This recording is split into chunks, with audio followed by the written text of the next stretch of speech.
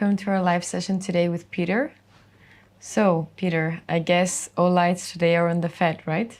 Yep, we have the Fed's interest rate decision, which practically overshadows most of the headlines. I would be breaking up the interest rate decision into 5 elements. The first would be the interest rate hike as such.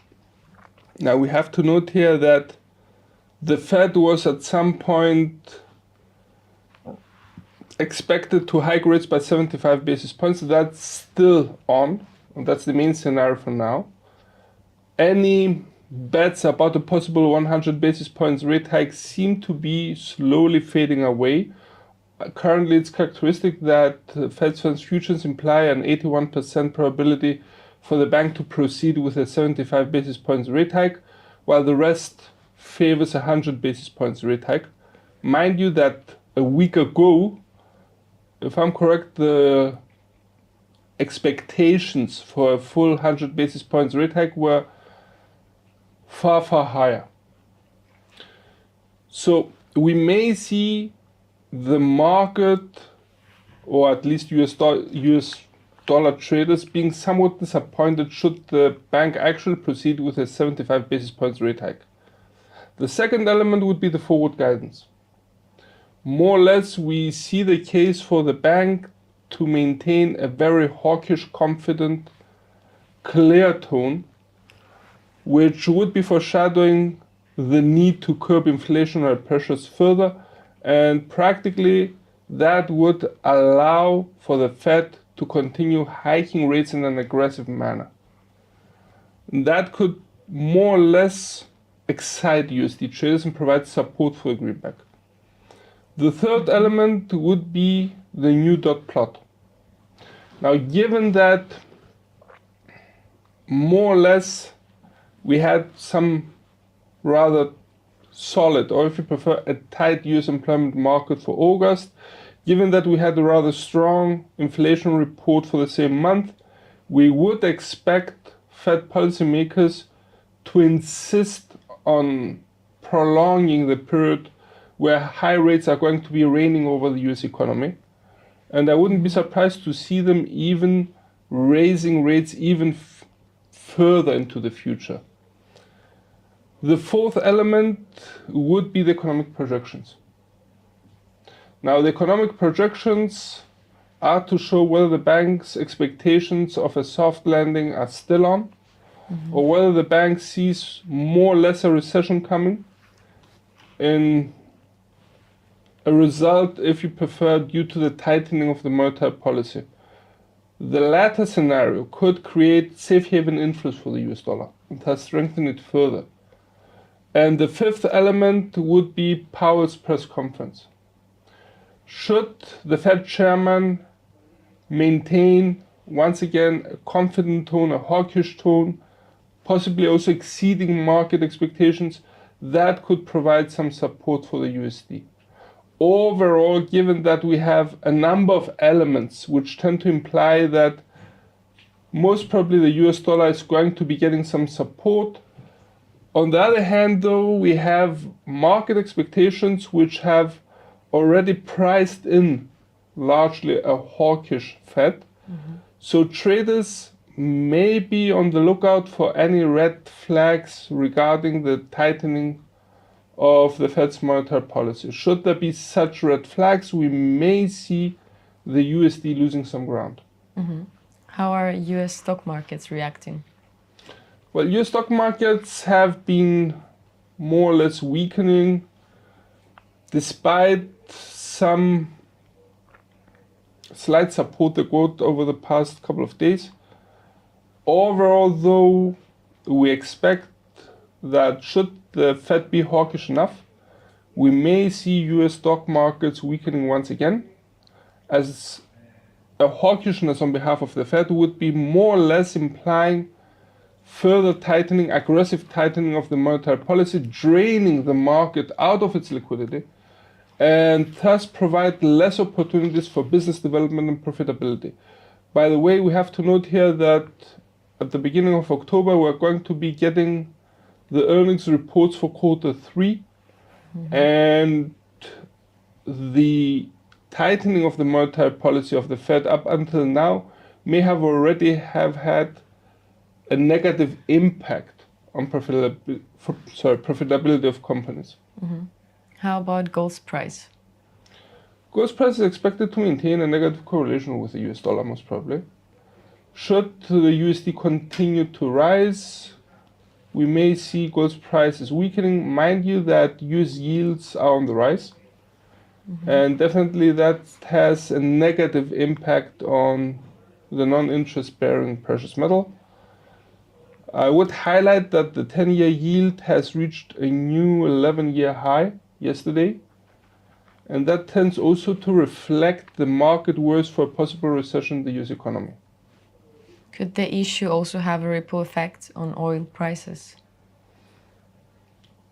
Yes and no. On the one hand, the monetary policy is not directly related to oil's price, but market worries about a possible economic slowdown due to the tightening of monetary policy have been evident and seem to have been priced in also in oil, practically by weakening oil's price. So should the Fed be hawkish enough, we may see such worries about demand of oil rising once again and thus weakening oil prices. That would be one effect. The second effect would be also from the economic projections of the bank. Should the bank see extensive slowdown or even a recession, that could also have a negative impact on oil's prices. Isn't BOJ also to release its interest rate decision during tomorrow's Asian session? Yes. Actually, Bank of Japan is to release the interest rate decision tomorrow, as you have mentioned in the Asian session. We would expect more or less the bank to maintain the interest rates at minus 0.10%. Overall, we would expect a dovish tone on behalf of the bank, and practically monetary policy settings are to remain unchanged. Such an interest rate decision could weaken JPY. On the other hand, we have to note here that inflation in Japan has accelerated further, and that's a big issue, and could be increasing the pressure on actually tweaking its monetary policy dovishness somewhat, but for the time being, our best guess is that most probably the bank is to remain dovish. And that could practically push USD JPY to new record highs. What's on the calendar for today? Well, we have a couple of releases. I would be noting for oil traders the release of the EIA crude oil inventories figure. Should we see more or less a new increase in oil reserves in the US market, that could imply once again that we have a surplus supply side and a slack in the US oil market, which could weaken oil prices. Any final comments for today?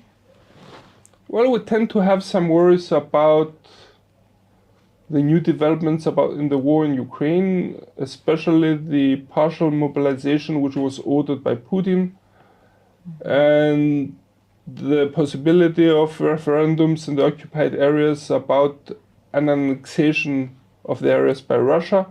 That would be practically stepping up the level of the war, and we may see that weighing on the euro somewhat at least. On the other hand, we have to note that for euro traders, Germany is about to nationalize a gas company, Uniper, which is one way to avoid a total energy crash in the country. So that's a positive. On second note, I would be also keeping an eye out for the pound. We have a UK public sector which is borrowing pretty much, and that's an issue. And given that we have also some plans from new Prime Minister Liz Truss about energy bills being slashed practically or maintained at certain level, being capped, all to be financed by new borrowing by the UK public sector, that would be an issue. Thank you, Peter. Stay tuned for our next live session with Peter.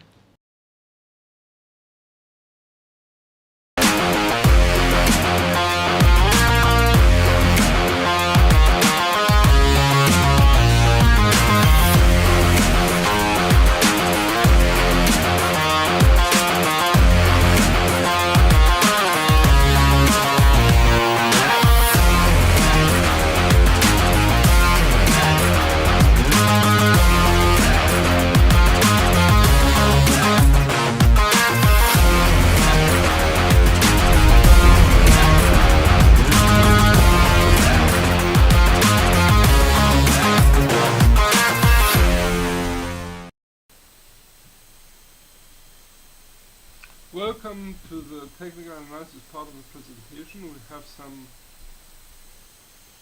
pretty high movement ahead of the Fed's interest rate decision. In front of your screens you have the US dollar index. It's the 4-hour chart, and please note that all charts to be presented are to be of the same time frame unless otherwise stated. For the time we're highlighting the fact that the US dollar index has broken the upper boundary of its past sideways movement yesterday, actually the 109.90 resistance line, and we had mentioned that this could be an indication for a bullish outlook. Also note that the price action has risen so fast that it has practically surpassed the upper Bollinger Band. At the same time, the RSI indicator has reached the reading of 70. All of that tend to imply, and we adopt, a bullish outlook for the index. For the time being though, let's correct the chart.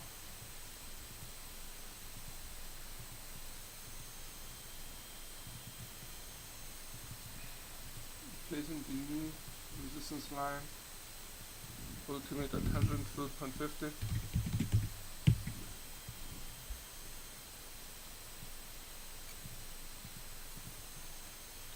Quite proud that we were able to forecast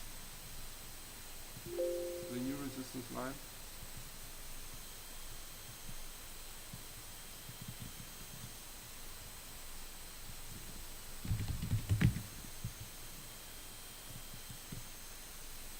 $11.65 will be the second.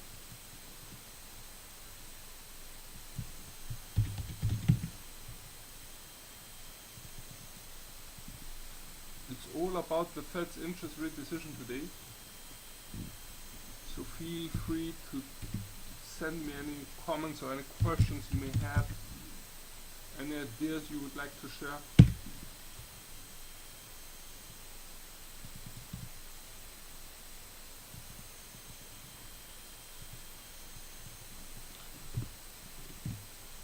And should the bank actually sound hawkish enough, we may see the US dollar index jumping 109, second support line, and the final support line being 107.35, 65, sorry. There you go.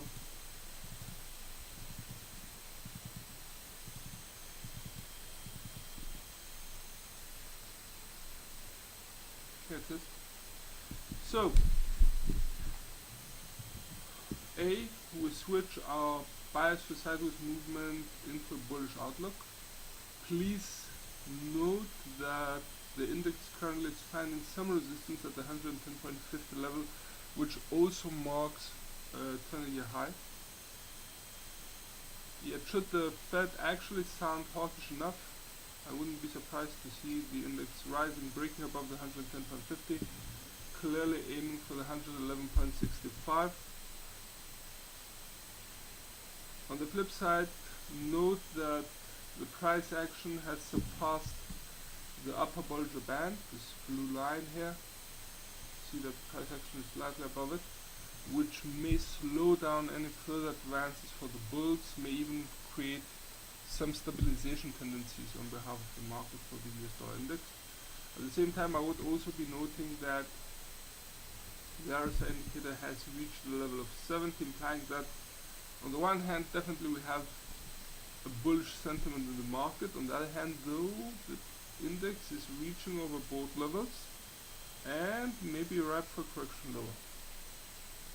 Now should a stabilization occur, I would expect it to remain between the 110.50 peak here and the 109.90. Note the extensive testing of the price action as a resistance line. Now it has switched its path and from a resistance line has become a support line, given that the price action has broken above it.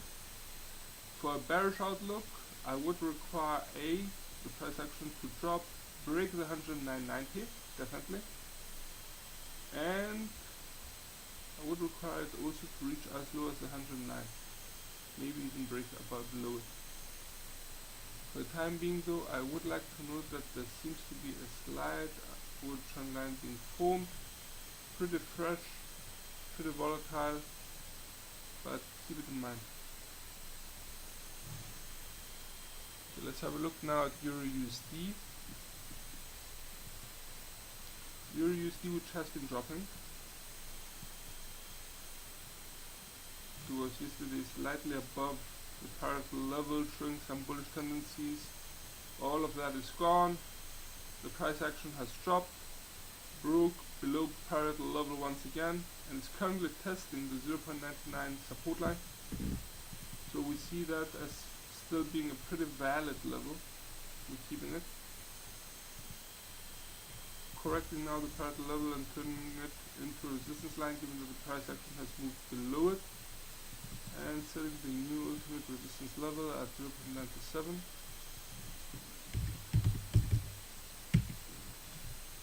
Let's readjust.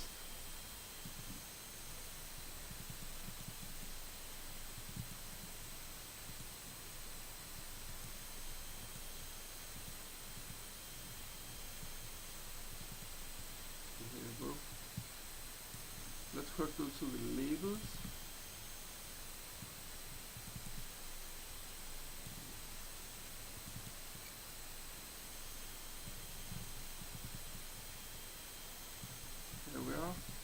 Making a start with the ultimate target for the bulls, that will be at 1.02. Second resistance line being placed at 1.0095. First support resistance line being placed at parallel level 1. First support line being placed at 0.99.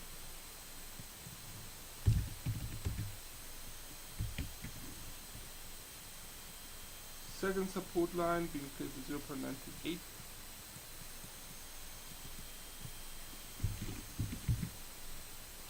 And the final support line being placed at 0.97.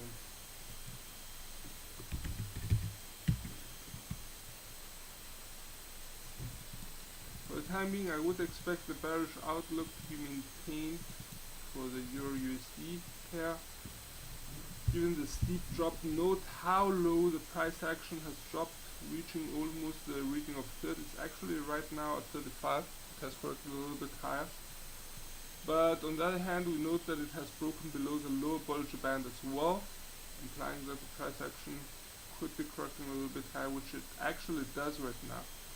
But for the time being, we're viewing this as a mere correction, not a change of trend. So I would expect the pair to stabilize, remain a little bit at the same level, maybe even a little bit higher before descending even lower, breaking the 0.99 support line and start aiming for 0.98. Always bear in mind that we have diverging fundamentals here. On the one hand, we have a US dollar which is about to be driven higher from the Fed's interest rate decision, should the Fed sound hawkish enough. On the other hand, you have a common currency where practically the intensification, if you prefer, of the war in Ukraine tends to weigh on the common currency somewhat. Especially the last order of Russian President Putin that a partial mobilization of the population is to take place effective from today, tended to make a sensation. Also, the statement made by President Putin that we will defend Russian soil with practically any means, and given that Russia is about to annex the occupied parts of Ukraine, that would imply that practically that those parts would be considered Russian soil from now on, should they actually annex it. Returning back to Euro USD, we tend to maintain, as we have said, a bearish outlook, yet given that a stabilization could also be possible, I would note that such a stabilization could occur between the 0.99 and the parallel level, somewhere here. It was evident more likely here. I wouldn't be surprised to see it being repeated, while the 0.99 is respected, as it was once, twice, 3 times here, tested 4 times here. So 0.99 seems to be pretty valid. I wouldn't be dismissing it so easily. On the other hand, for a bullish outlook, however improbable it may seem, I would require a breaking of the parallel level above it, and the price action to reach the 1.0095 resistance line. Let's have a look at cable. Cable, which has also some bearish tendencies. It's interesting that the stabilization of the pair yesterday was not actually fulfilled. So we tend to maintain a bearish outlook as long as the price action remains below the downward trend line we have just drawn, and was practically incepted since, let's have a look, since the 14th of September. Should the bears actually maintain control, which it seems pretty much so, given also that we have an RSI indicator which is very near the reading of 30. Actually it's at 31.75. At the same time we have the downward motion of the price action being stopped by reaching the lower Bollinger Band, yet I wouldn't be surprised to see it surpassing it at some point. So we're talking about the bears taking a brief recess before moving lower. Nevertheless, should the bears maintain control as we expect, we wouldn't be surprised to see the price action finally being able to break below the 1.13 level. Note how the price action had tested the level, so the S1 proved its worth during today's European session. Should the S1 be broken though, the 1.13, I wouldn't be surprised to see the price action starting to actively aim for the 1.1150. And that's, believe you me, pretty low for cable. It's already at very low levels. On the other hand, should the bears get some cold feet and a stabilization occur, we may see the price action maintaining its main body between the 1.1450 resistance line and the 1.13 support line. Definitely a breaking of the pre-mentioned downward trend line would be an evidence that practically we have a trend reversal here. On the other hand, for a bullish outlook, once again, we do not see that as being probable, but we have to cover the theoretical scenario of such a movement. I would require a clear breaking of the downward trend line. That would be once again, the first signal of a trend reversal. I would like also to see the price action breaking above the 1.1450 so that we exclude the possibility of a possible stabilization, and the price action to start reaching for the 1.1605 level, which was pretty near the point where the downward movement had started. Once again, main scenario behind cable for now is for the pair to continue to drop, given that the price action is below the downward trend line. A, B, it continues to mark lower peaks and lower trows. C, we have a clear downward inclination of the Bollinger Bands. D, the RSI indicator has reached the level of 30 and is pretty low for now. Let's have a look at USD JPY. Safe haven, if there was a move. No major move. USD JPY remains rather stable, maybe with some slight bullish tendencies. Note that we have higher trows being performed here, which is more clear if we drill down to the 1 hour chart. Let's have a look at it. Let's widen this. You can see that we have one trow, second trow, third trow. I would recover this as an interval. And we have also higher peaks. So a bullish sentiment seems to be forming, but it's practically a very, very fresh and narrow upward motion.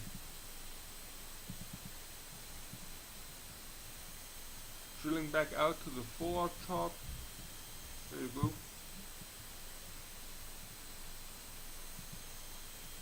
Should the bullish sentiment be maintained or even intensified, I wouldn't be surprised to see USD JPY creating new record highs. It's currently trading at 145 yens per dollar. Note that the level was tested once, twice, and it's currently being aimed at.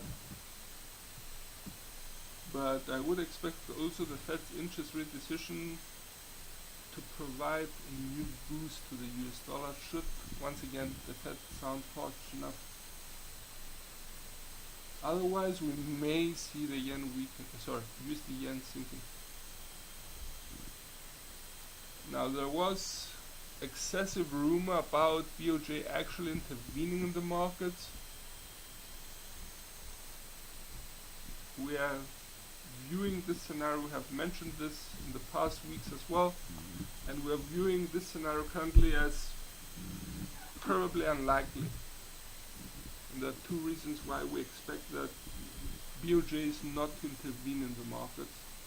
The first is that such an intervention would practically cost dearly to the Bank of Japan. The second would be that there is a belief among a number of board members in BOJ that a weak yen is good for the Japanese economy. And the third element, which we would be mentioning as a possible reason why, and that would be our main reason why we believe BOJ is not going to be intervening in the markets to defend the yen, is that such an operation could prove to be ineffective. The reason why it could prove to be ineffective is that practically, even should BOJ intervene in the markets, create a shock sentiment among investors, and practically strengthen JPY substantially over a couple of days, the actual root of the weakening of JPY will still be untouched, and that would be BOJ's dovish stance. Should that be the case, mind you that we have BOJ's interest rate decision tomorrow, probably going to be tilted towards the dovish side, probably could be weakening JPY, so we may see some diverging forces here. On the one hand, we may see practically the US dollar getting a boost from the Fed's interest rate decision, while at the same time we may see the JPY weakening from BOJ's dovish stance, which could drive USD JPY higher. Let's have a look at the other safe haven currency, that would be CHF, always against the US dollar. So we see that there is a stabilization here, which is evident by the breaking of the upward trend line. The price action, as we had foreshadowed yesterday, remained between the 0.97 and 0.9610, and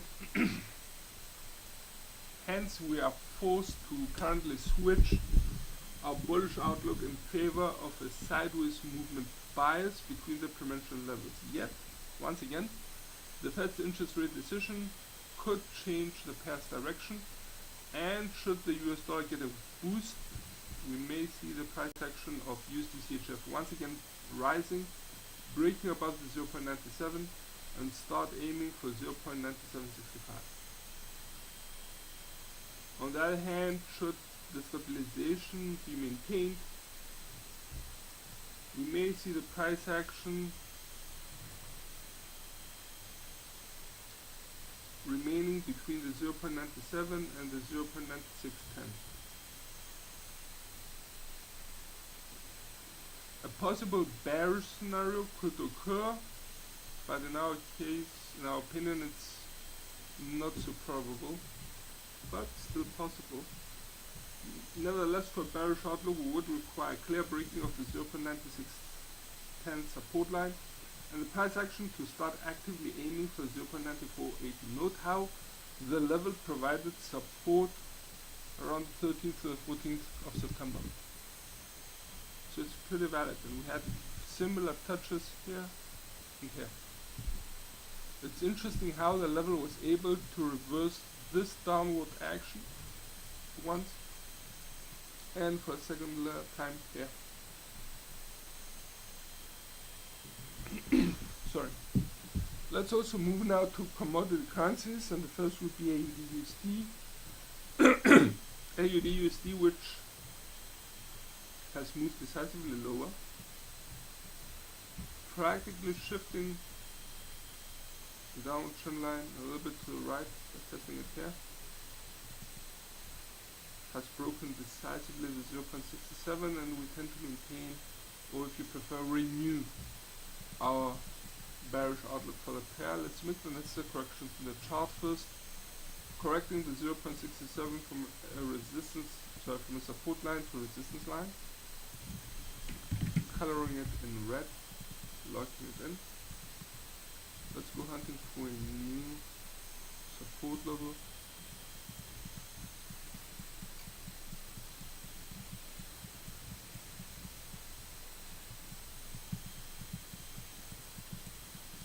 Pretty back. We're still in the 4-hour chart, so we would be drilling into the daily chart. There you go.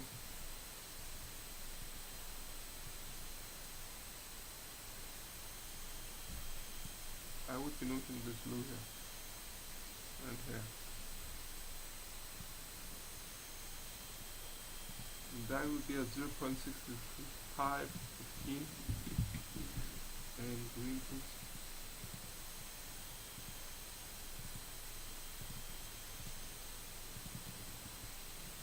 Okay, let's drill back into the 4-hour chart.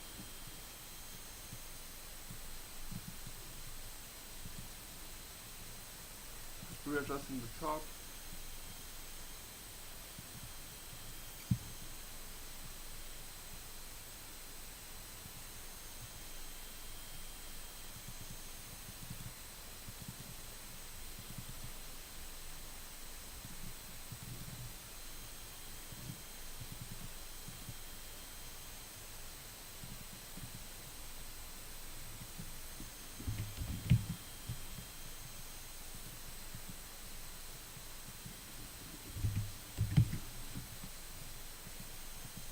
Correcting the labels.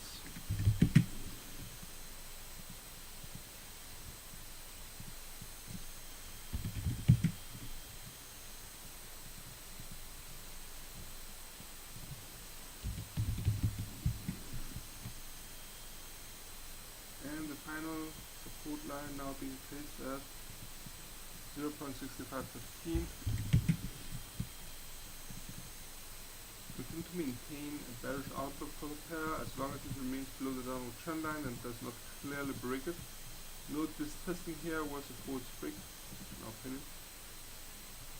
The pair after 12 hours once again submerged below the downward trend line. So we tend to maintain our bearish outlook and would expect practically the pair to drop below the 0.6645 support line, start aiming for 0.6585. On the other hand, should the stabilization occur, we may see the price action remaining within the spectrum of the 0.67 resistance line and the 0.6645 support line. However, we would require clear breaking of the downward trend line, signaling a change of trend. A bullish outlook, however improbable that may sound, but still should be covered. In such a case, we would require for a bullish outlook that the price action definitely once again breaks the downward trend line, which would be the first indication of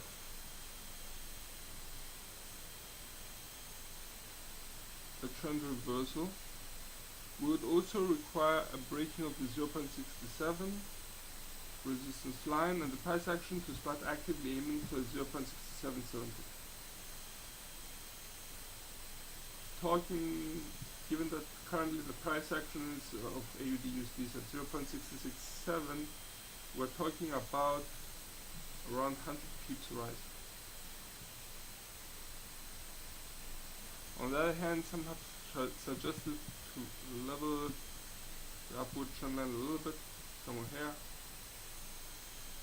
Yes and no, but I'm not seeing no here. I'm keeping it. Yeah. Thank you for the recommendation. Okay, let's have a look at the final resistance line. It is.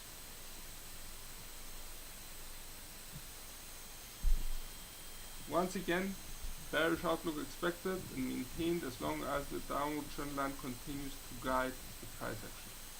We could be shifting it a little bit here. It's also valid.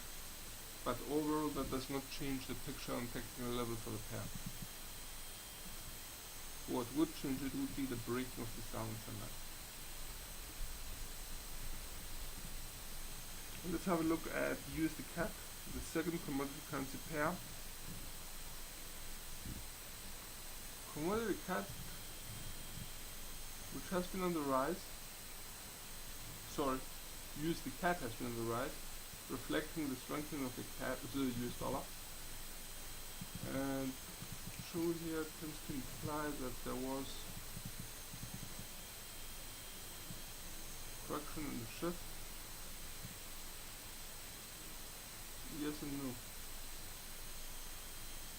I would prefer practically a shift of the upward trend line, something like this, to reflect on the one hand the correction lower, but also the steepening of the upward movement of the pair. Note that the RSI indicator has just reached and surpassed the reading of 70, once again correcting a little bit lower below it, which may imply that the pair is continuing to feed some bullish sentiment in the market, yet a correction takes place as the pair has reached overbought levels. Once again, for the time being, we tend to maintain the view that such a correction could only be, for the time being, a mere correction, not a change of trend. For a change of trend, we would require clear breaking of the upward trend line we have just designed. Let's make the necessary corrections though once again.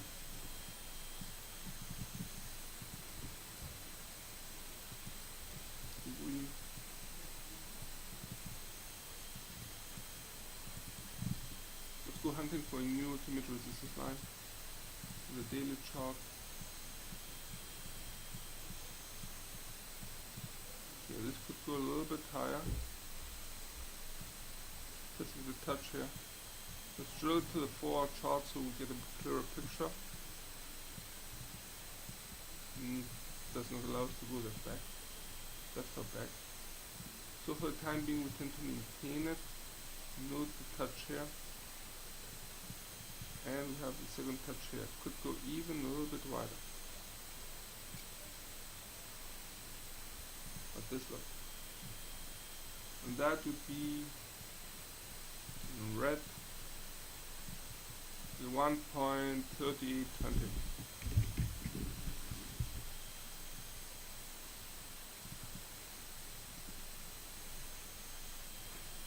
We're adjusting the chart. quite curious how far back would go for that touch. Let's have a look. This one. And that would be 2 years ago plus. 29th of May 2020, ladies and gentlemen. Okay. Forward chart. There we go.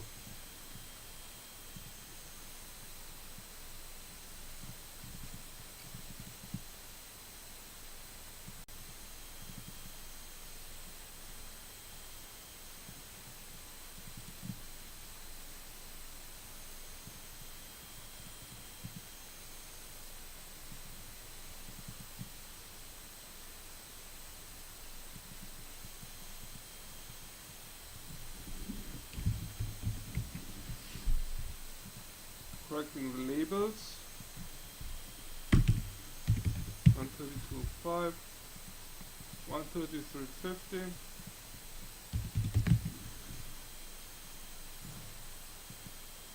1.3490,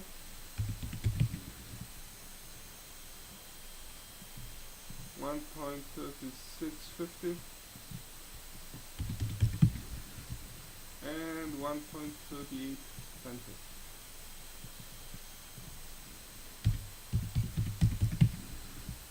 An upward momentum is present for cable, for USD CAD, applying a bearish momentum for the loonie, and at this point it would be interesting to also make a small comment about the release of the Canadian CPI rates, which were yesterday. It was interesting to note how practically the year-on-year CPI rate actually slowed down from 7.6% to 7% for August, which may imply that the tightening of BOC's monetary policy may have actually worked. It's characteristic that the month-on-month rate has dropped into the negatives, and both were even lower than the market's expectation. On the other hand, the core rate also decelerated, both on a month-to-month and a year-on-year level. So practically we have an alignment of the rates into showing that inflationary pressures within the Canadian economy have started to ease. The implication now of this release would be that it may allow BOC to actually start easing on the tightening of its monetary policy, and that may be one of the main issues.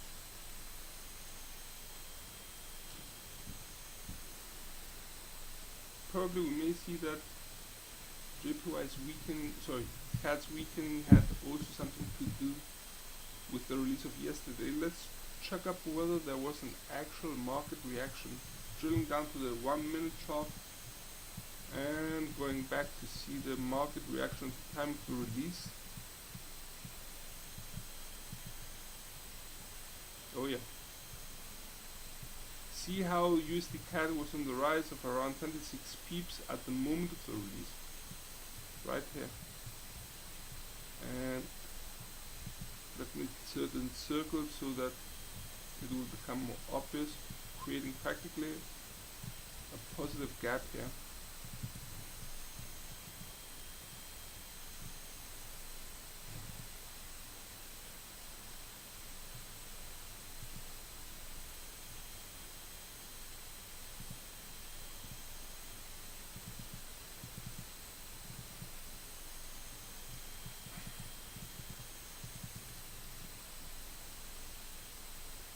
Once again,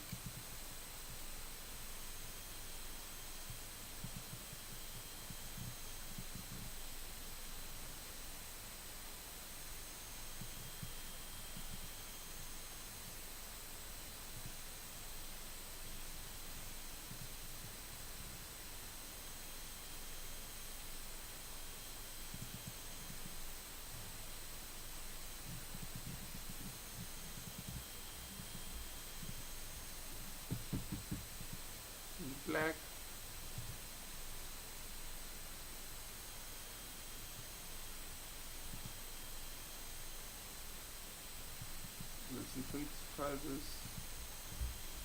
Red. Keeping a thick line. There you go. Note how the price action jumped. Here. It was a 26 pips rise for USD CAD, showing a weakening of the Canadian dollar. Note also the subsequent rise of the pair, implying once again the weakening of the CAD of the loonie, reaching the 1.3350. Okay, let's drill back down to the forward chart.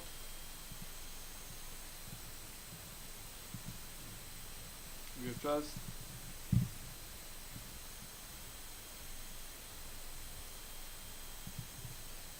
Let's also correct the levels.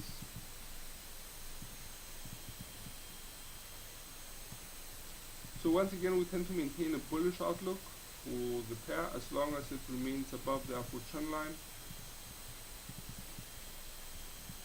And mind you that the price action is currently correcting a little bit lower, which is natural given that it has hit the upper Bollinger Band, and at the same time the RSI indicator has reached and surpassed at some point the reading of 70, implying a rather overbought trading instrument. Let's also mark this.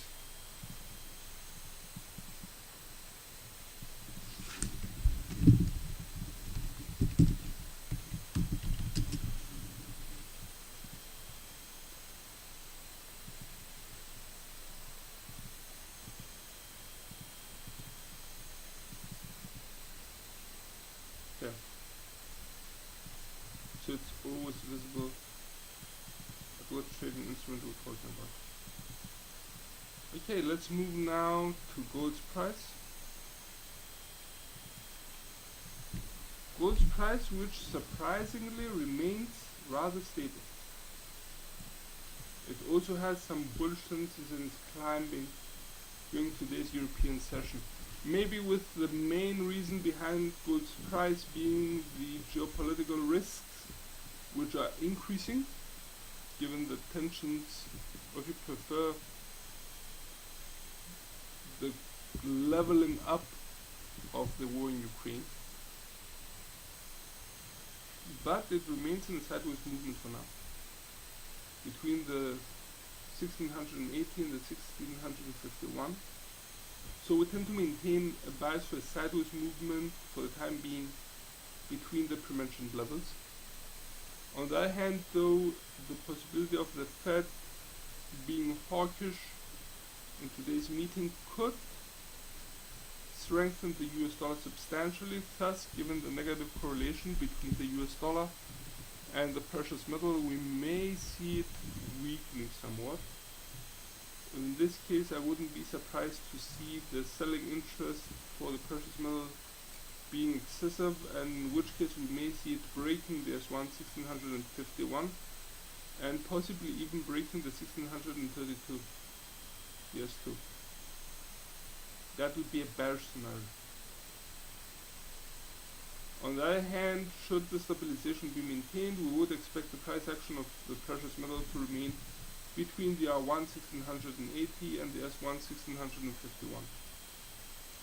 For a bullish outlook, we would require clear breaking of the R1, which is currently the upper boundary of its current sideways movement. And in this case, the price action would break the R1, thus paving the way for the 1706. Note how it provided resistance here and could move even higher.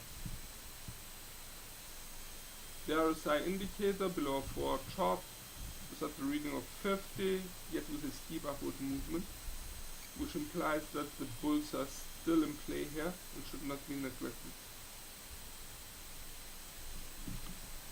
Let's have a look at Dow Jones. It's at your request an unprepared chart. We're going to be making it from scratch. This is the 1 hour chart, drilling back out to the 4 hour chart. That's better. And let's have a look at support and resistance lines. One support line could be set here. Sorry, that would be a resistance line.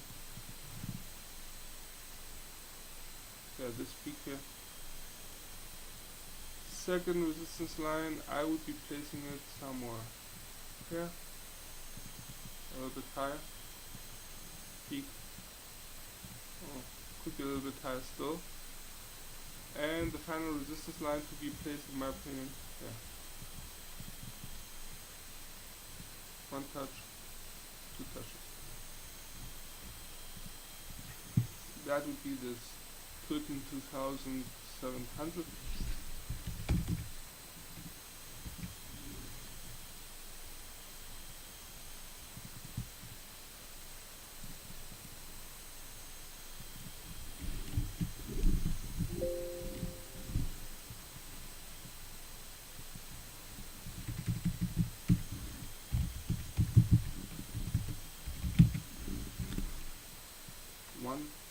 Let's lock this in.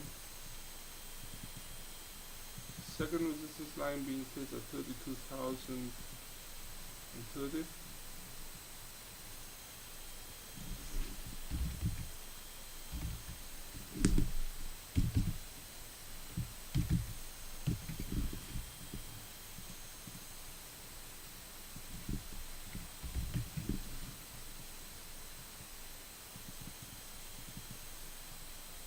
First resistance line to be placed at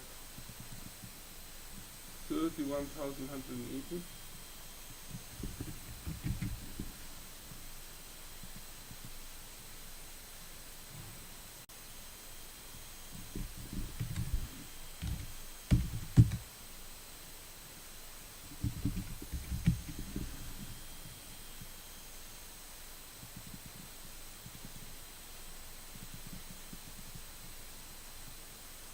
Small correction here, definitely there are three.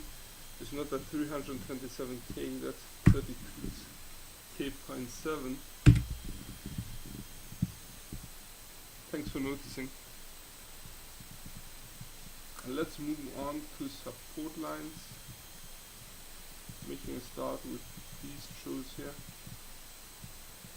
And that would be around the 30,500.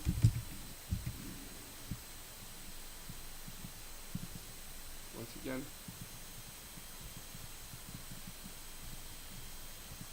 green.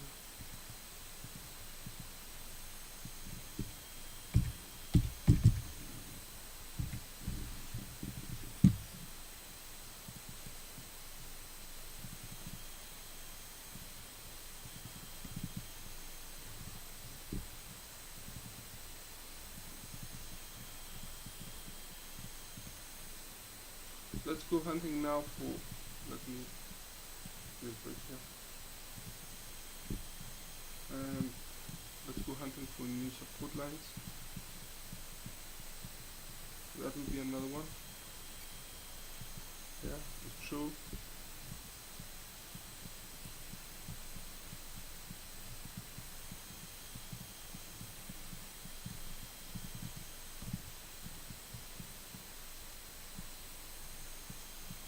Here.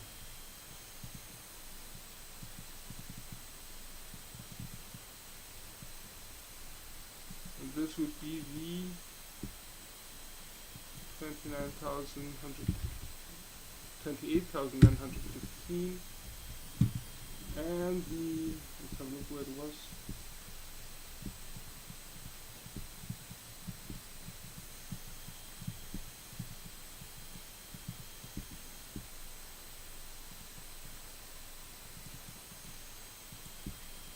$29,670. Yep. Okay. Let's set it all up. 1, 2, 3 support lines.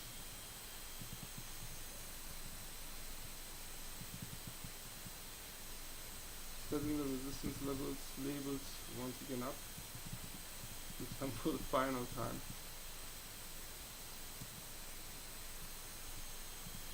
30,500 being the first support line, as it did provide support in the past few days.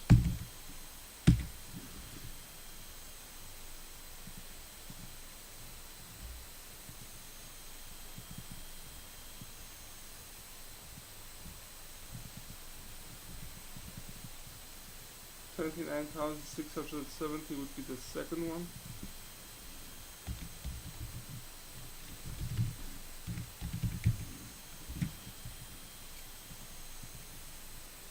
And the final support line would be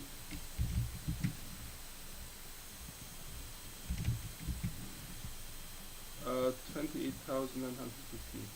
For the time being, we see a stabilization being maintained between the R1 and the S1, but in our opinion, a hawkish Fed could easily force the index lower.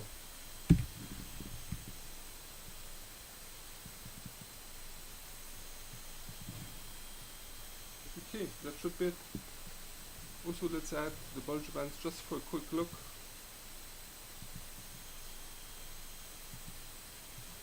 Yep. Sideways movement seems to be maintained. So, from all of us here at IronFX, best wishes for solid trading.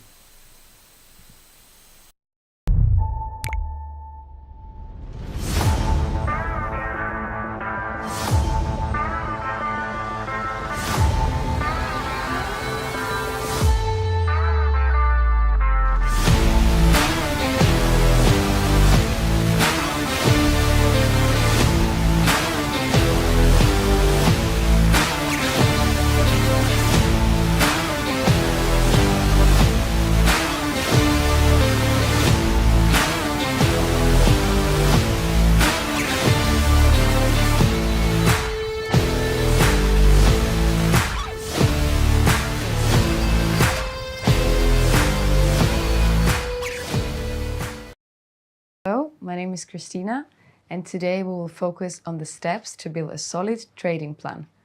Usually, one cannot be a successful trader without building a trading plan, as you will be vulnerable to trading mistakes, overtrading, or making rushed decisions.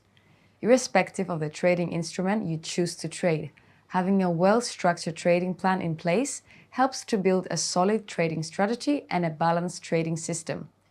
In order to have an effective trading plan, you need to clarify the steps you will follow once you enter or exit a trade. Now, let's talk about the steps to building a proper trading plan. Firstly, you should determine what drives you or what moves your decisions. Understanding what motivates you trading as well as the time frame you're willing to spend on each step is of high importance while building your plan. Consider the reasons why you want to become a trader and the things you want to achieve while trading. The second step is to set your goals. But remember, your trading goals shouldn't be random. Instead, they should be target able to be measured and achieved, have a deadline and be relevant.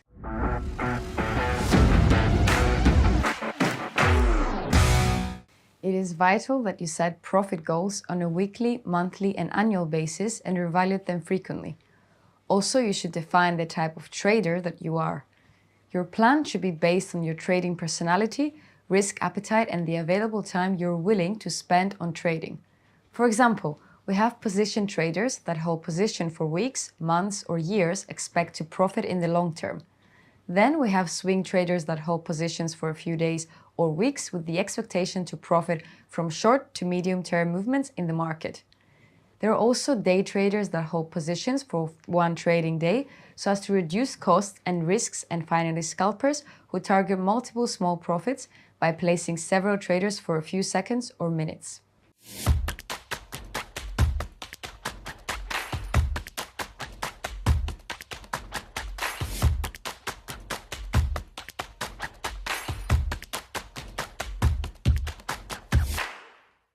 Going back to the steps you need to follow, another step that is worth mentioning here is the choice of the product or products you want to trade. Keep in mind that the details regarding your trading plan will be determined by the market you choose to trade. Moreover, you should establish your overall capital, as this is the amount of money that you will trade with and can afford to lose. Last but not least, keep a record. This step is usually easier for experienced traders. However, you should always know why and how you made a profit or took a loss, so as improve next time. You can even keep notes with details and comments regarding each trade and the outcome you learned. This way, you always go back and evaluate everything, adjust and reapply. Thank you for watching. Stay tuned for more. Hear me.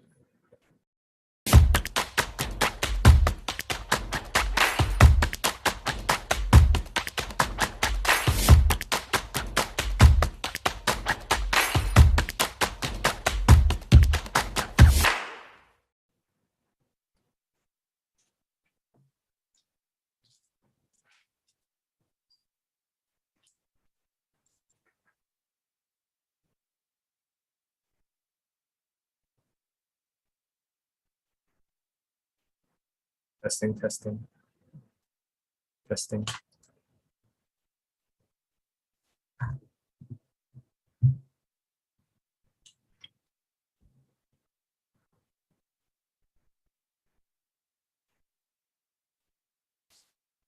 Okay, let's just give it another minute for everyone else to stream in.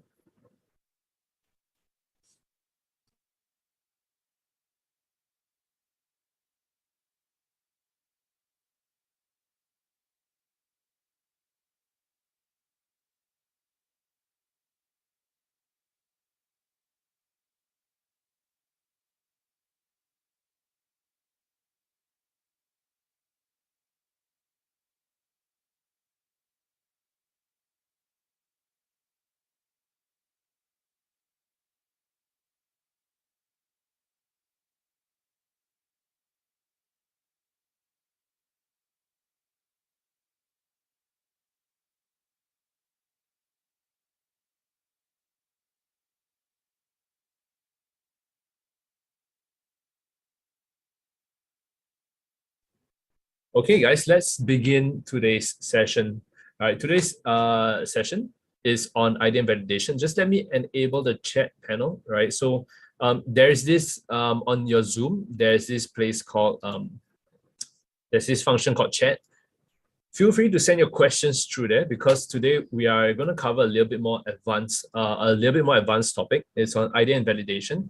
It's a particular trade management style which is a little bit less used, right? It's the ugly cousin of break even, right? Everyone's very familiar with break even, locking in your profits, right? Letting your trade, be risk free and run, right? But idea and validation is the opposite, right? Idea and validation actually, is trying to help you get out of your trade as soon as possible. Okay. Now, without further ado, let's begin today's session. Right, I'll be passing on the time to Annabelle later, who will take you through the rest of the session. I do need to let you guys know a couple of important links, especially in the if you want to sign up for upcoming webinars. Right, first thing, you go to IronFX.com, go to IronFX School. Right, there are two links which I want to show you over here. One is the webinar, and one is the VIP room. Okay. For the webinars, if you want to see what are the upcoming webinars, just need to come down here, right? Give the page a couple of seconds to load, right? And there you go, right? When you click on English, you can see all the upcoming webinars. Every Wednesday and Thursday, same time, same place, we have the webinars, right? Wednesdays are our educational sessions. Thursdays are our live trading sessions, which you can just tune in and listen to, all right? Now, the next thing is that if you have an IronFX account, you can actually find us, right, in the VIP room. Same thing over here under IronFX School, click on VIP room, and you should be able to find it. In the VIP room, you'll be able to ask us questions on where the markets are heading, right? It's a pretty nice, it's honestly a pretty nice room for you to practice and hone your analysis, right? In there, you can, if you just scroll down, you can see all the different benefits you can get depending on your IronFX account size, right? On how much you have funded, right? You will get different access levels. Right, bronze, silver, gold, all the way to the platinum and diamond, right? All of it depends on how much you have funded. Okay. Now, how does the VIP room look like? It looks like this, right? Once you come in there, there's all the channels by the side, right? It's a chit chat. There's a fundamental news that we look at, and most importantly, there are the markets. Clicking on any of the markets will load the charts on the left and the charts on the left and the chat on the right? So in this example, maybe you're looking at euro-dollar 1 hour. You might be wondering if this is nice level to wait for price to pull back to before taking a trade. You can come in here and say, hey Desmond, right? Do you think we should wait for price to rise to this level before a potential bearish move, bearish reversal? What you can do is you can highlight this word level. You can click this button called link object to text, right? And you can select anything on the chart that you just drew. In this case, we're going to click on this button, right? And confirm. So what happens is that Once you've linked the text, anyone who is reading it for the first time, all they need to do is hover over this highlighted word and you can see it lights up. Okay, this brings a lot more context to our discussions, right? It helps us better understand exactly which level you're referring to. And then of course I can, I can give it a reaction. I can take then go on a dedicated discussion with you. Here is like, yep, I think so. It's good. All right. So I can have a dedicated discussion with you in this manner. All right. So how this benefits you guys is that you can practice your technical analysis, practice your fundamental analysis. If you have questions, you can run it by us and we'll do our best to really take care of you, when we see the questions. Okay, what you learned today, you can then apply in the VIP room. You don't need to wait for another week to see, before we meet again to have this chat. All right. But yeah, so this covers quite a bit of links that I do want to show you, right? Last link that I want to show you is the IronFX YouTube channel. Go to playlists, right? There is this particular playlist, at least for the English webinars, right? It is called IronFX Webinar Series for Beginners, right? You can click on it and you can see all the different webinars that we've done, right? You can just, you can watch all this. There's also the advanced series, as you can see over here. We cover a little bit more, a little bit tougher strategies over here, right? And we have the intermediate series. You can watch it all over here. And a lot of the previous webinars, like our trade management 1/4, 2/4, the previous two that we did, you can find it in this intermediate series. I'm going to send it in the chat for you guys to see, right? You can tune in if you want to, just in case, if you're covering any of the topics on trade management today, which you're not too sure about, you can refer to this. All right. Now, let me just return back to the webinar. Okay. Before I continue, just to let you guys know, disclaimer, everything in this webinar is educational in nature. So please do your own due diligence before you guys trade. Nothing in this webinar should be construed as investment or trading advice, right? Once again, do your own due diligence before you guys trade. All right. Our host for today is going to be Annabelle, right? She's an analyst here at Everest Fortune Group, a finalist for 2019, 2020, and 2021 for Best FX and Best Equity Research, right? And she'll be taking you through this entire webinar on trade management, particularly idea and validation. The first part of it, we'll really be breaking down the anatomy of a trade, right? That means, what goes into a trade. A lot of people think it's just entry, stop loss, and take profit. But actually, there's so much more to it. There's break even, partial profits, idea and validation, trading stop losses, right? A lot more goes into what makes up a trade. Okay. After that, we'll go into a quick recap on not only your take profit and stop loss placement, but also break even and partial profits. Then we go into the exciting world of idea and validation, right? Just how do you use it, right? What does it mean, right? And some live examples on how you can apply it. Okay. Now, if you have questions, don't hold back. Don't hold back your questions as you ask her. I think it's important that you guys clarify if you have any questions. Otherwise, I'll be handing the time over to Annabelle to take over the rest of the webinar. Annabelle, over to you.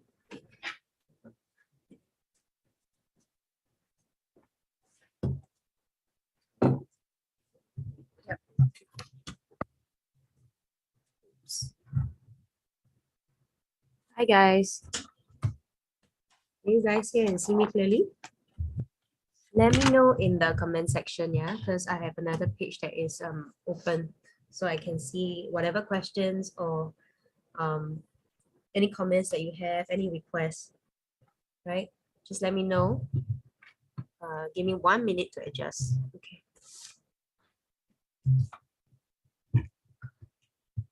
One second. Okay. So before I start, yeah, I just want to know if you guys can see the screen clearly. Just let me check, yeah.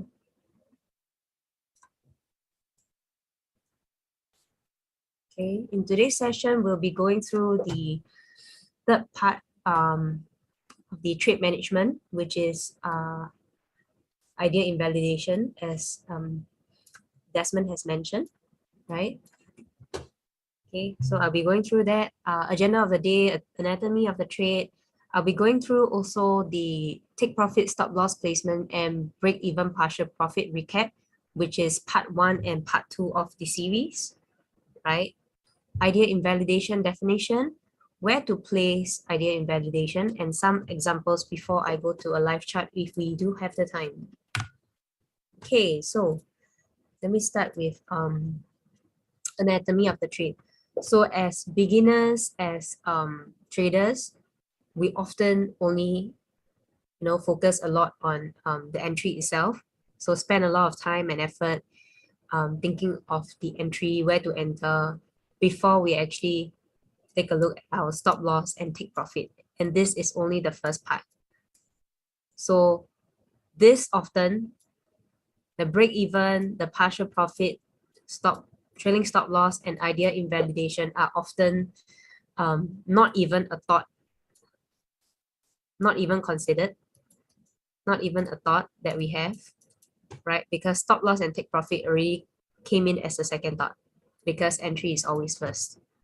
Because we always are thinking when is a good time to enter, is it a good time to buy or sell here? And stop loss and take profit comes in after, as afterthought, right?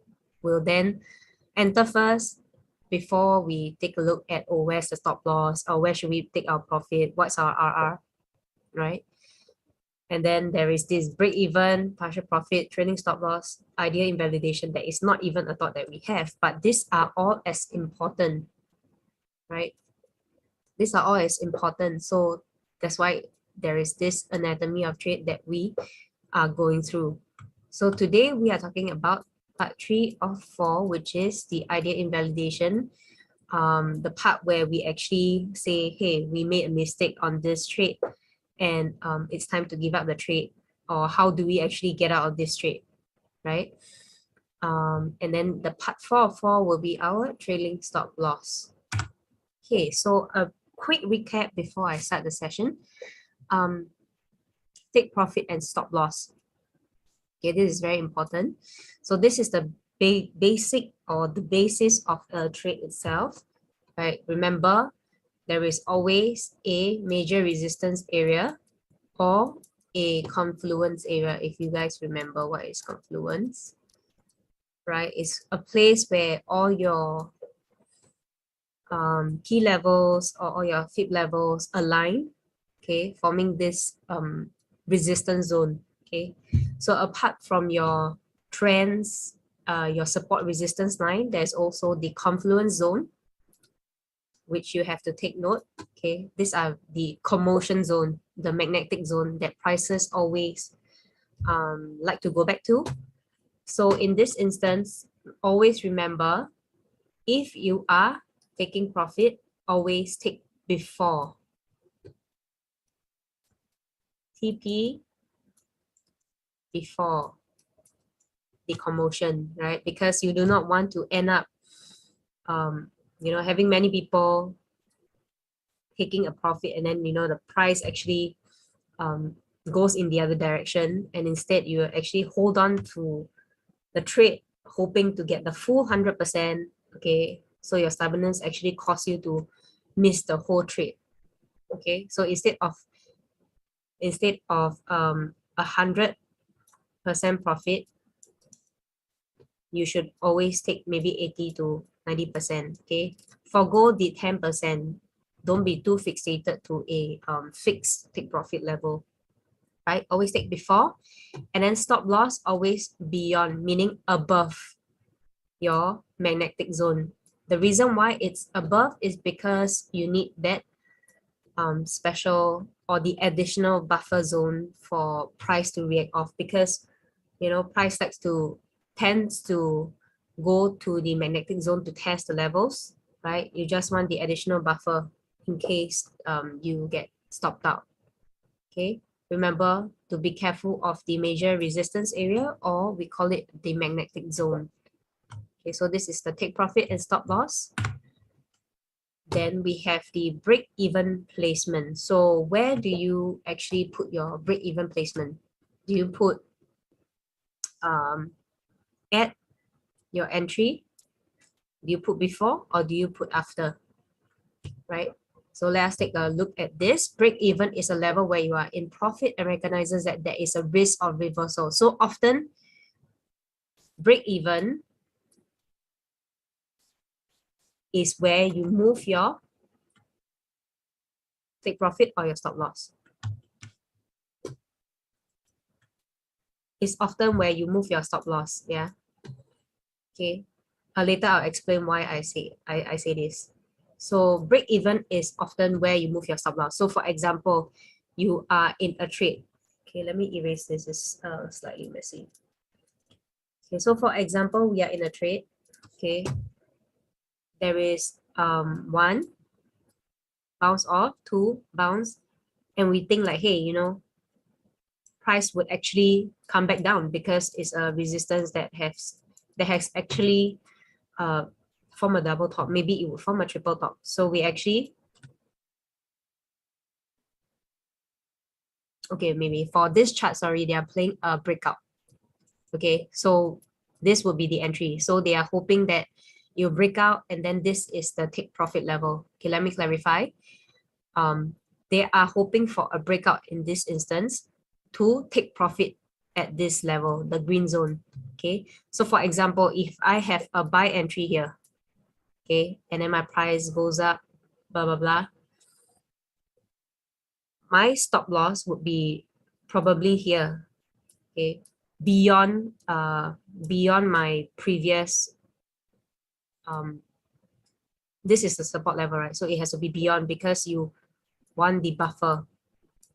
Okay, so beyond that swing low here, so your stop loss is here, original stop loss. Okay, but hey, you see, like, you realize that a price is not actually going in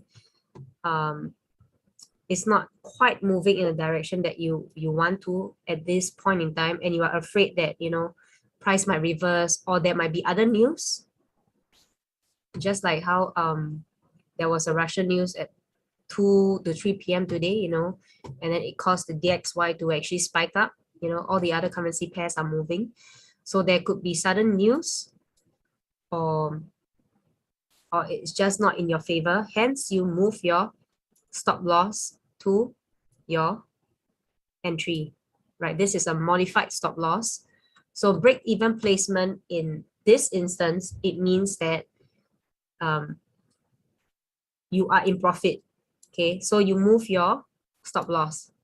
So break even in this instance means that you are in profit and then you want to secure or you want to protect your trade. So you move your stop loss to your entry. Okay, so you move your stop loss up here.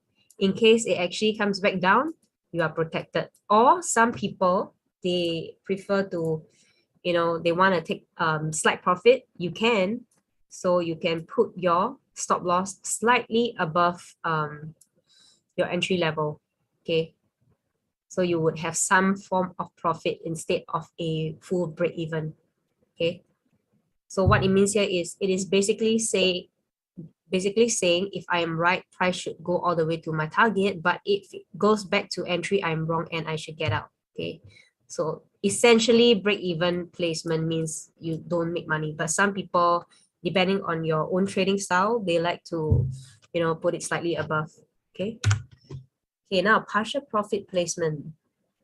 So what is partial profit? So for example, you're in a trade and, you know, you do not want to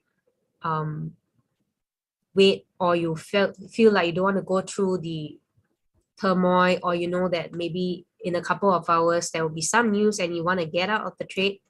For example, this is your buy, this is your take profit. Okay, in between you should take some partial profit, okay, in case, you know, the news in 2 hours actually comes out not that great for your currency pair, for example USD yen, or major news that might impact it. So some people, they prefer to take a partial profit instead of waiting for the full TP. So in case, you know, price reverses, you still have this much of profit that you made previously and taken. So today's topic is actually quite simple, and the topic of idea invalidation. It's a very simple and easily understandable topic itself. So I'll run through it. Let me know if you have any questions in the comment section, or if you want me to run through any of things that I said and you couldn't understand, right? So any idea what is idea invalidation? Anyone? Okay, it might be quite foreign to some of you guys. So in simple terms, the invalidation point in FX is the point at which you would be willing to close out your trade if the market moves against you, right? So for example, if you buy here, the buy point, and then your stop loss is here. Your idea invalidation is usually a point of confluence, right? Because remember, your point of confluence is all the fib levels, all your support resistance, or the magnetic zone. So your stop loss should always be beyond. Hence, there is my stop loss above, correct? So if I have a buy entry here, and then my price came, no, sorry, my stop loss, this should be a sell. Sorry, this should be a sell. So if it moves against me and then it comes to my idea invalidation region, I will know that, hey, you know, I should be worried and I should be telling myself that this was a mistake, a wrong trade. I should be looking for a way to get out. Okay, so idea invalidation is when it's a point where you know that you should be closing your trade soon, or you should be finding ways to get out of the trade as soon as possible. So this point is important to consider when you place your trades, as it can help you to avoid all the unnecessary losses. So in trading, right, obviously you want to maximize your profits and you want to minimize the losses, correct? So all these trade management styles, they help you to your break-even points, your partial take profit. They actually try to aim and target this, maximize profit and minimize losses, correct? So knowing where your invalidation point lies can help you stay in control of your trading strategy and make sure that you do not lose any more money than you have. So when the idea invalidation is placed usually before the stop loss, it is in the zone of confluence. So always remember, it's placed before the stop loss and usually in the confluence zone. Okay, or maybe some key levels, your key support or your key resistance. Okay, it's also a point where you admit that you might be wrong in this trade. You made a mistake. Price is going against you, and how should you get out? Okay. And remember previously, when I mentioned that your break even, right? Your break even point is when you move your stop loss to your entry, correct? Because in the break even situation, you are in profit. Okay, but in this instance where we are talking about the idea invalidation, right? Most of the time you are already in the red, so you are already in the loss. Okay, you're already in the loss. Hence, you can only move your TP to your entry. So that's the main difference between these two. Okay, if you need to, you can have a screenshot. It's quite easily understandable, I guess, right? Because for idea invalidation, most of the time you are already in your close to your stop loss, right? Because your stop loss will be here. Idea invalidation is usually slightly before, which is a confluence zone. So you are already pretty close. There's nothing you can do. So the best case scenario is for price to actually touch your II and reverse back to your entry. Okay, or else worst case scenario is you hit your stop loss. Okay, there's two scenarios to it. Okay, So for idea invalidation example, okay, idea invalidation is usually placed before your stop loss. It is the level where you basically admit that you are wrong and you have to get out ASAP. Okay, it's totally wrong trade. So when this level is reached in the purple zone, okay, is the idea invalidation is in purple. When the level is reached, your take profit is moved to your entry. Highlight take profit, okay? Because you're already in the red, you can't move your stop loss forward. It doesn't make sense. So you move your take profit to the closest, to as close or to your entry level, okay? Giving you a small chance to get out at break even. So this is the best case scenario, okay? To get out at break even. This is like your, you trying to salvage the whole trade or trying to protect or minimize your loss as much as you can, okay? So your entry point is here. For example, you are looking at a sell. Yeah. So this in this situation is sell because, for example, you're looking for a reversal here, given that, you know, hey, it's a double top, it might form a triple top. So original take profit is here. You're looking for a sell. Okay. And then stop loss would be your stop. This is your II. So your stop loss would be beyond. Always remember, stop loss is beyond. Take profit above. Before, right? Take profit before your magnetic zones or before your resistance level, support levels. So price is originally going in the direction that you are wishing for because your take profit is here, right? However, it goes beyond, it reverses, bounces off, and then it touches your touches your entry level. This is where you should be slightly worried. And then if it goes beyond, this is already you're already losing money. Okay, so it goes beyond your entry level and touches your II, and you know that, okay, this is a mistake, a wrong trade. How do I actually get out? So at this instance, when it touches my II, I would move my profit back here. In some situation, if there is a bounce back, most of the traders, they like to think that, hey, you know, there's a chance that it might go a little bit into my profit levels. Maybe I should wait, or maybe I should just move my take profit levels here. But no, do not do that, because that's a trap. Most of the traders, they like to do that. You should, when it touches your II, you should already know that, you know, it's a wrong trade. Prices are not in your favor, it's going against you.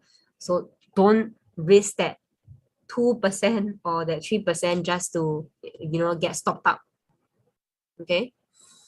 So always, if it touches your II, just move your take profit levels back to your break even point.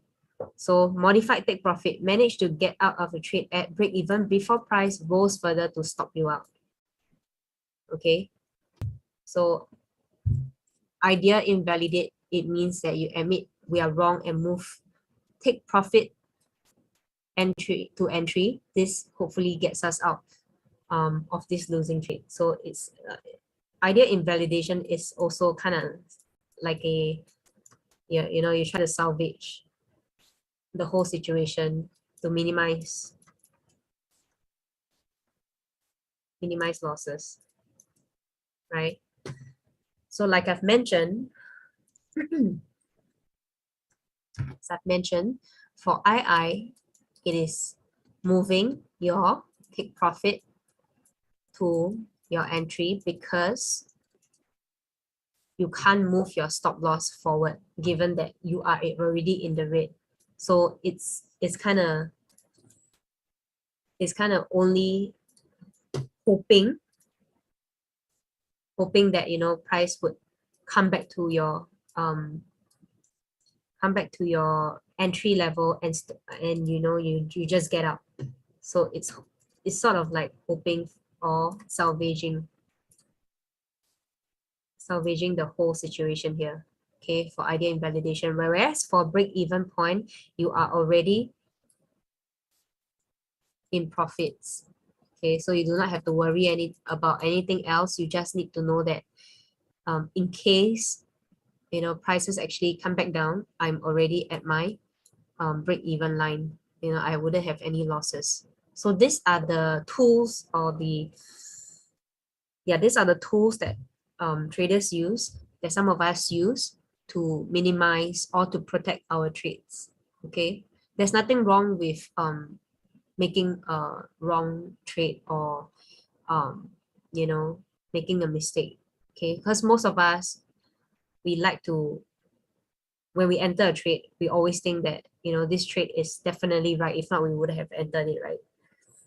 With all the effort and all the time and all the focus and how we prioritize the entry. Hence, we always hope that it will go in the direction that we want. But idea invalidation, break-even points, to know where your stop loss is, these are all as important. Okay. Okay, now let's try, let me explain some this example before I move to a live example. Okay. Let me know if you have any questions in the comment section. Let me get a sip of water. Okay. So we have a entry point here where we are looking for a buy. Okay, we'll take profit here. So always take profit. It is a 50% tip level as well.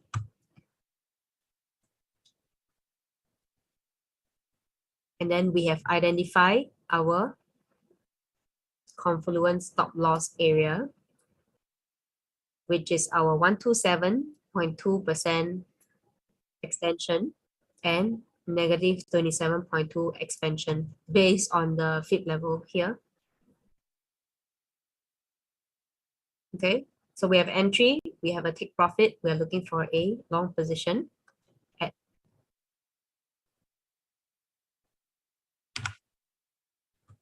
so if my confluence zone is here, would this be my stop loss level? Correct, because this is my buy entry, this is my take profit. So should my stop loss be here?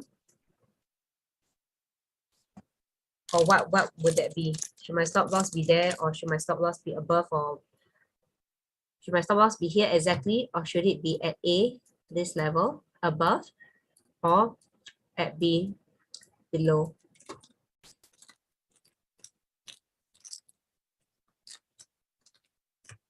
I have some answers. Most of them says that it's right here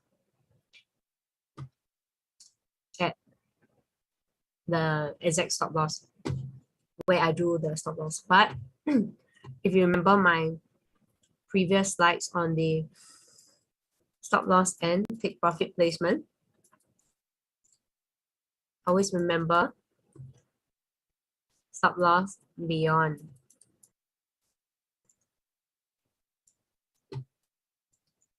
Take profit before. Okay, so given this case, if this is the level that I am looking at a 50% retracement level, I wouldn't take my take profit exactly here. I would take slightly before. And if my confluence zone is here, where all my commotions or all the resistance are gonna happen here, I will put my stop loss beyond, right? After. So your stop loss should be here. This level is the II, my idea invalidation. Okay, remember, your idea invalidation is often a zone of confluence because your stop loss is always after. Okay, idea invalidation equals your confluence zone, or the level where there are a lot of commotions, if it's easier for you to understand or remember. So it's a confluence zone or a commotion zone. I would like to call it commotion zone or magnetic zone, okay, whatever. And then your stop loss is always after. Okay, so if my stop loss is here, for example, my II is before. So stop loss is always after. Okay, in my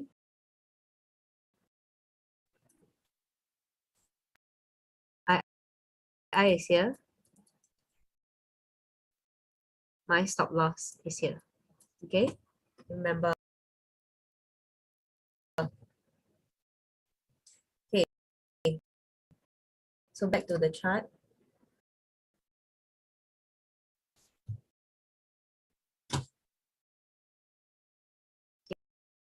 Okay, so stop loss is placed after my confluence zone. This is my II, and then this is my stop loss. Idea invalidation, my stop loss. Okay, entry, take profit, stop loss in place. Now let's take a look.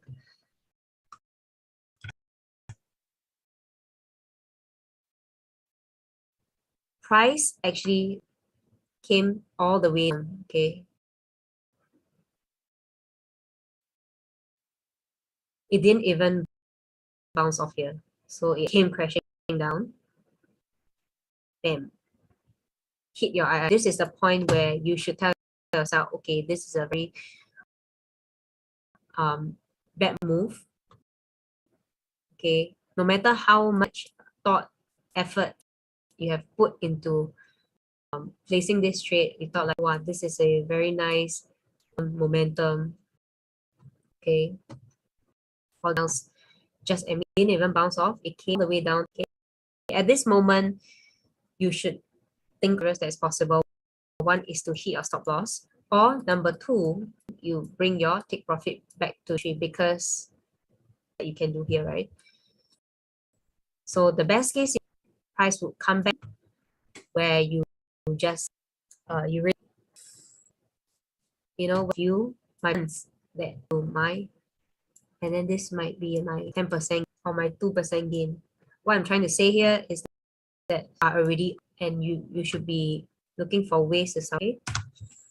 So take profit levels down to your entry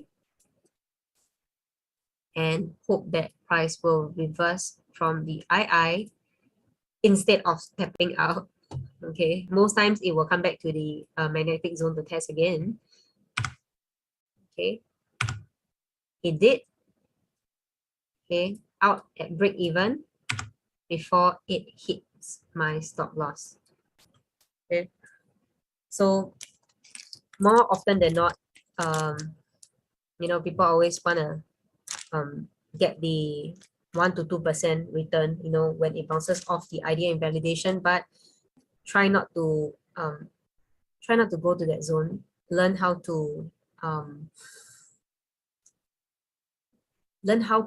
manage this this kind of situation where you already know that, you know, the trade, the direction of the trade or the currency pair is not in your favor at all. Just admit that you're wrong, okay? Because these are all little things that affects your habits and your psychology of how you trade. You know, over time it will become a habit itself. So I think this is a good habit to learn how to to know when your idea is invalid instead of thinking that your trade is always correct. Okay. Any questions, let me know in the comment section before I move on to the live charts for real life examples on how to place. Okay.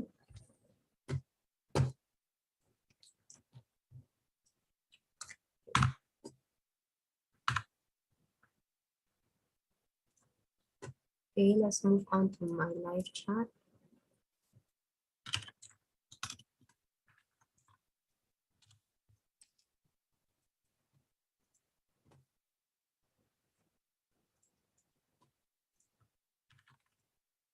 Probably can take a look at one of the examples before I move on to my next webinar. So it might be slightly rushed, but we could do one live chart. Okay, in this chart, I will give you an example. Wait, I shouldn't use it. I'll give an example of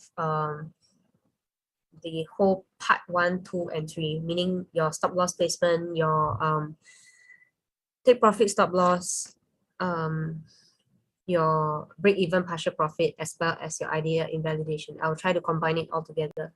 Okay. Okay. What is this? Oh, the XY. Okay. Okay. Let's try. Okay. So let's take a look at this chart.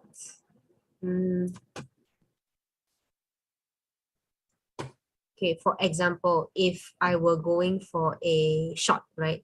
Thinking that this is just an example. So I'm taking DXY.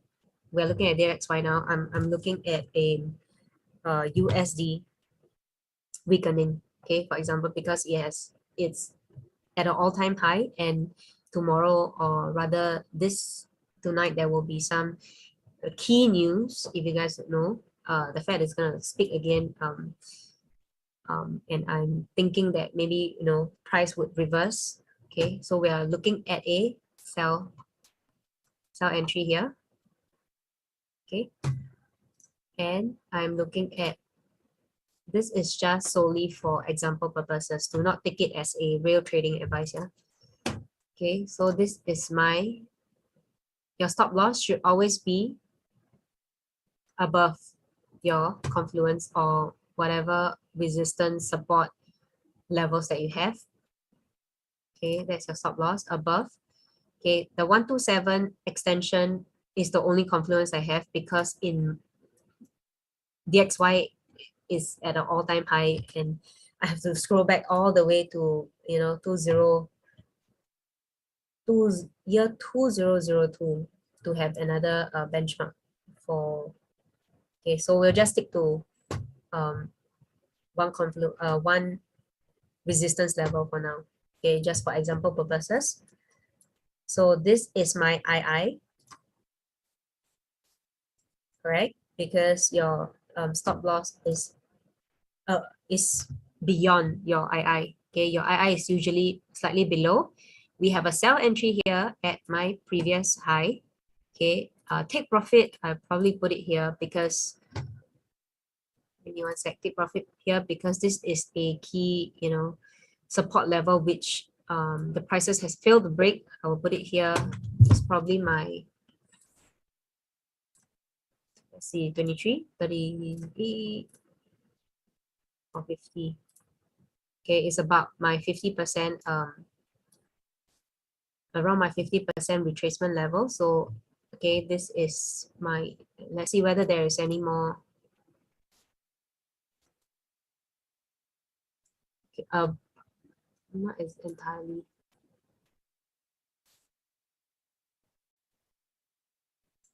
Okay, maybe not. But anyways, okay, so this is my 50% retracement level, which is my take profit.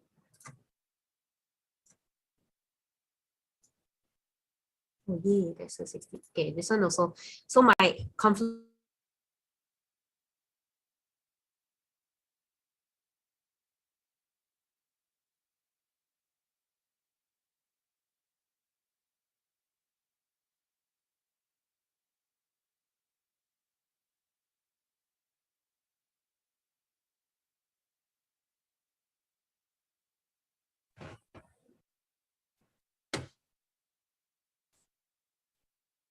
Okay, sorry. If you guys can see me, because the computer the session just went blank. Okay, let me know in the comment section. Okay,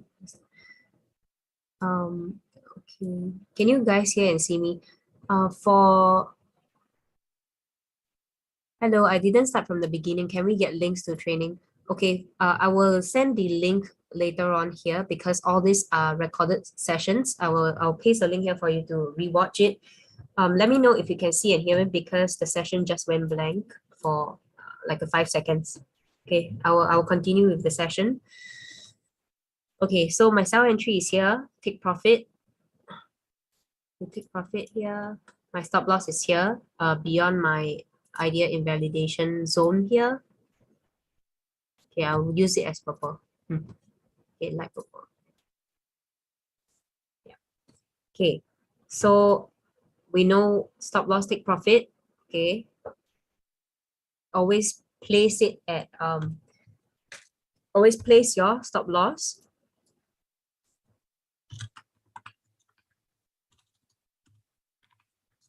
beyond.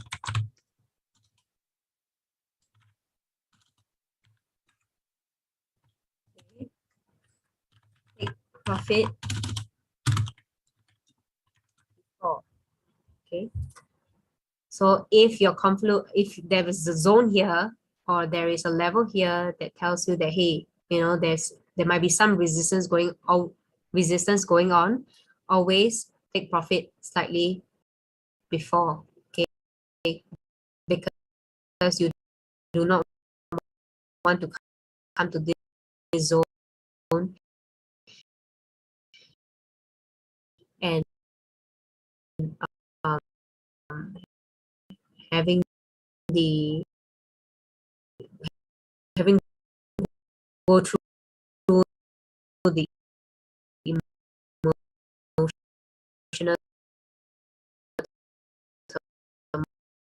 turmoil. Just stick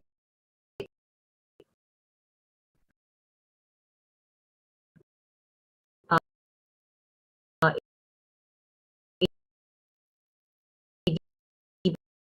80%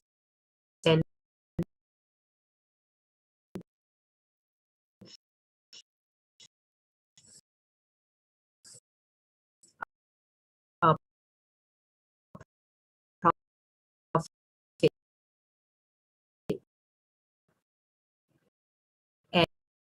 and, and that's it. Okay, stop loss always beyond because you need some buffer.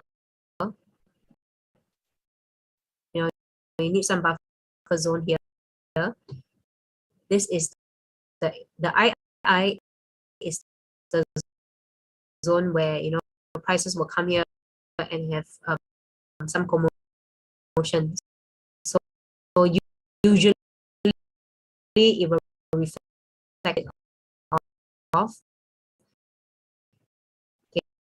Okay, stop loss is above, or we call it beyond. Okay, so that is for your part one series, stop loss, take profit. Part two series where we talk about your break even. Where's the okay? Your break even.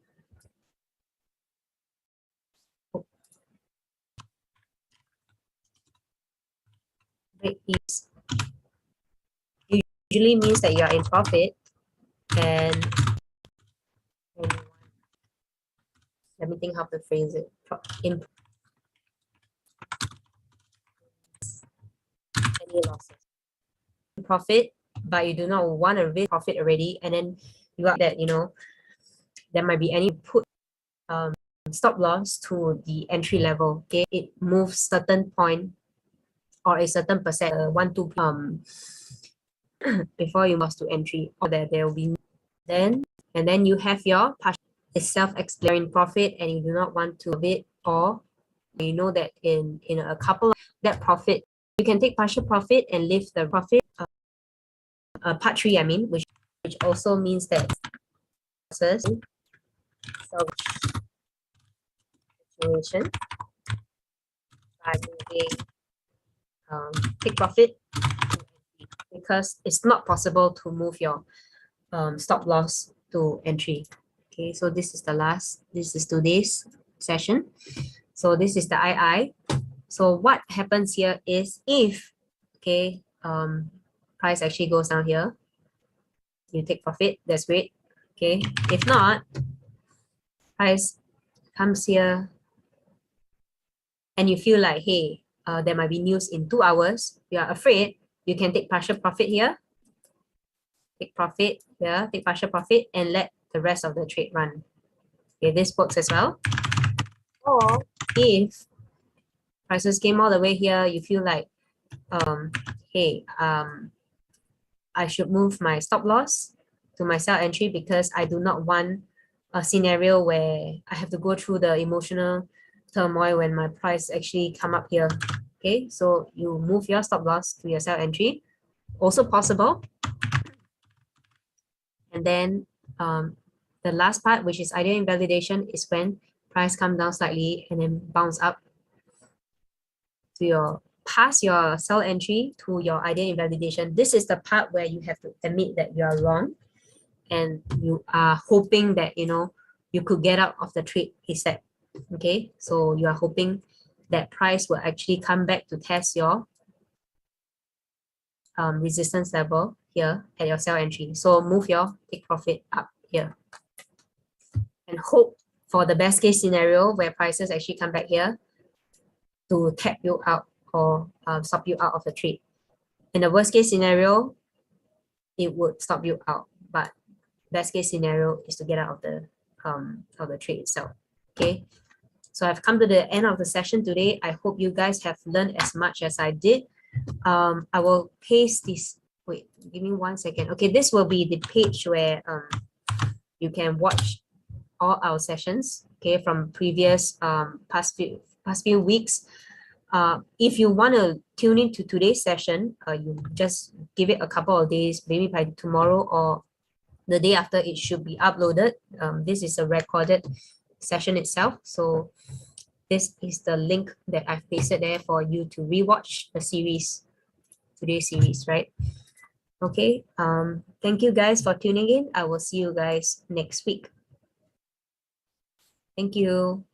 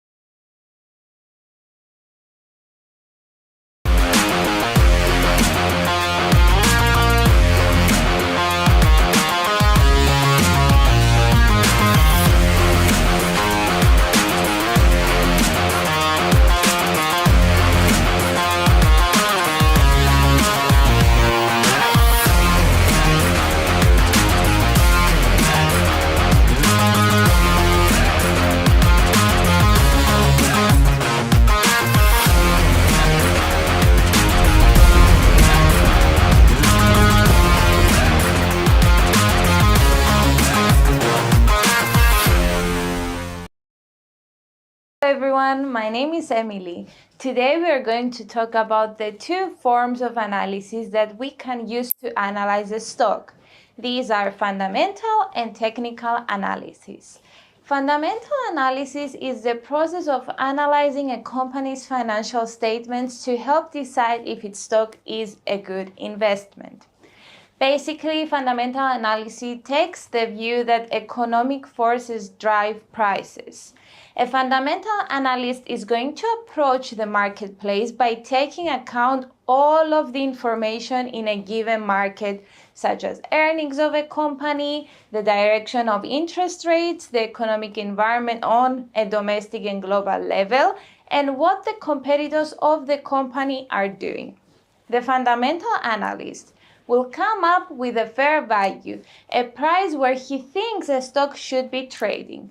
If the stock is above that fair value, then it should be sold because of its overvalue. If the stock is trading below the fair value price, then it should be bought as it is undervalued.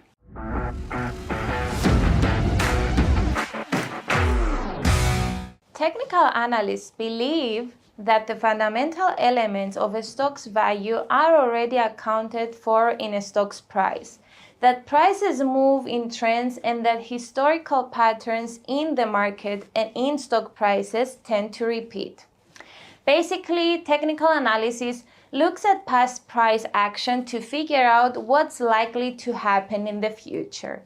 Technical analysts use price movement charts. They assume that all information studied by fundamental analysts is already priced into the price of the stock, commodity, currency, or any other trading instrument. Thank you very much for watching us.